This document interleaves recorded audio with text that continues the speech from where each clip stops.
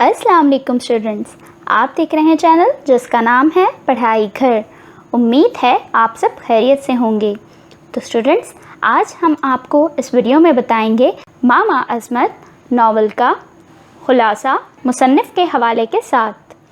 मामा अज़मत ये सबक है सिंध बोर्ड की फर्स्ट ईयर उर्दू की दरसी किताब का। तो चलिए बिना टाइम वेस्ट किए चलते हैं अपनी डिस्कशन के जानिब।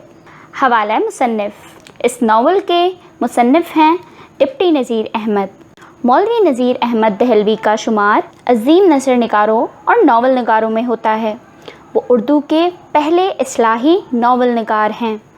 उन्होंने नावल भी इस्लाह मुआशरा के गर्ज से लिखे और बिलखुसूस ख़वातीन के इस्लाह को पेश नज़र रखा। इनकी तहरीर में शगुफ्तगी और अदबी रख रखाव दिखाई देता है। उसलूबे बयां दिलकश है और इनकी तहरीरों में तंग नज़री का अंसर नहीं मिलता।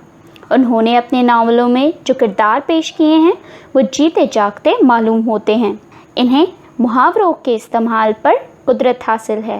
मामा अज़मत खुलासा, ये कहानी एक घराने की है जिसके सरबरा मौलवी साहब हैं। इस घर में एक मुलाजमा भी रहती हैं जिनका नाम है मामा अज़मत। इस घर में मौजूद तमाम खातून की जहालत की वजह से मामा अज़मत, जो कि इस घर की मुलाजमा हैं, वो बहुत ज़्यादा नाजायज़ फ़ायदा उठा रही थीं और अपनी मक्कारियों के ज़रिए दोनों हाथों से घर को लूट रही थीं।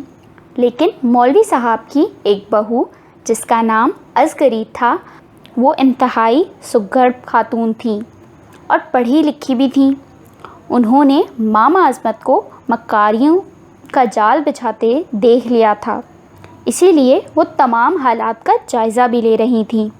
मामा अज़मत कुछ इस किस्म की हरकतें करती थी कि बाज़ार से कुंजड़े यानी सब्ज़ी वाले, कसाई, बनिए, हलवाई, बजाज, इन सब दुकानदारों से जो घर का सौदा सिर्फ उधार लाती थीं, वो घर में ज़्यादा पैसे का बताती थीं या ऐसा करती थीं कि अपने घर का सौदा ख़रीद कर मालिक के हिसाब में लिखवा देती थी या किसी पड़ोसी से तो पैसा वसूल कर लेती और इसका सामान दुकानदार से लेकर रकम अपने मालिक के हिसाब में डलवा देती थी।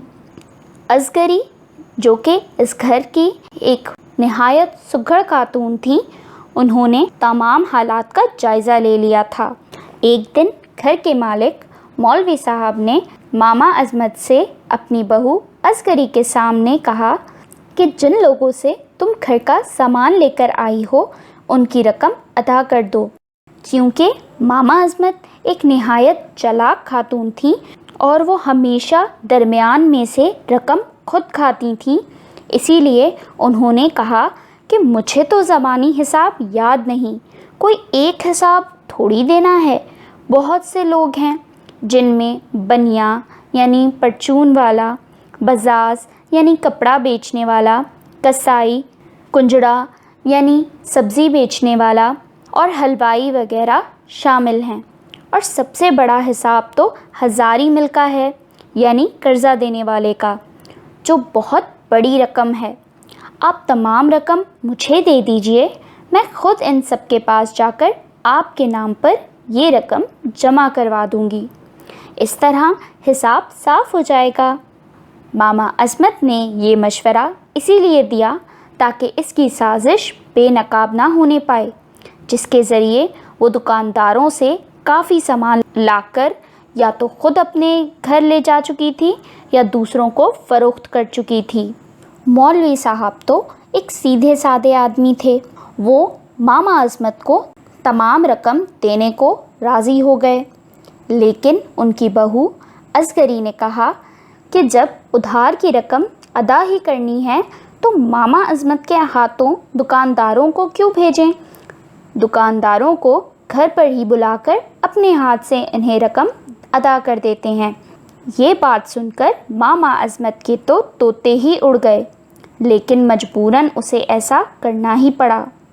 इसने छुपकर दुकानदारों से मिलकर साजिश करना भी चाहिए और कुछ ले दे के इनका मुंह बंद करना भी चाहा, लेकिन अपने मकसद में नाकाम हो गई। दुकानदारों ने घर पर आकर उसकी तमाम पोल खोल दी। पता चला कि वो चुपके चुपके पूरे घर को तबाह करने में लगी हुई थी। मौलवी नज़ीर अहमद ने जिस घराने का जिक्र किया है, इसको सलीका शुआर खातून असगरी ने अपने सुघड़पन और अक्लमंदी से तबाह होने से बचा लिया और अपने घर की मुलाजमा मामा अज़मत की साजिशों को बेनकाब करके फौरी तौर पर मुलाजमत से अलहदा कर दिया। तो स्टूडेंट्स, ये था नावल मामा अज़मत का खुलासा। उम्मीद है आपको इस नावल के बारे में बहुत अच्छे से मालूम हो गया होगा और आपने इस तमाम नावल की स्टोरी को अच्छे से समझ भी लिया होगा। आपने इसको बहुत अच्छे से समझना है, इसके खुलासे को, क्योंकि इससे रिलेटेड आपके पास पेपर में क्वेश्चन आंसर्स भी आते हैं और MCQs भी। अपना बहुत सारा ख्याल रखिएगा। अल्लाह हाफ़िज़। पढ़ाई घर में खुशामदीद। सबसे पहले इस चैनल को सब्सक्राइब कर लें और बेल आइकन पे क्लिक कर लें ताकि आप हमारी तमाम वीडियो से बाखबर रहें और बनो मिसाल पाकिस्तान की, क्योंकि अब मुल्क को बेहतर बनाना है।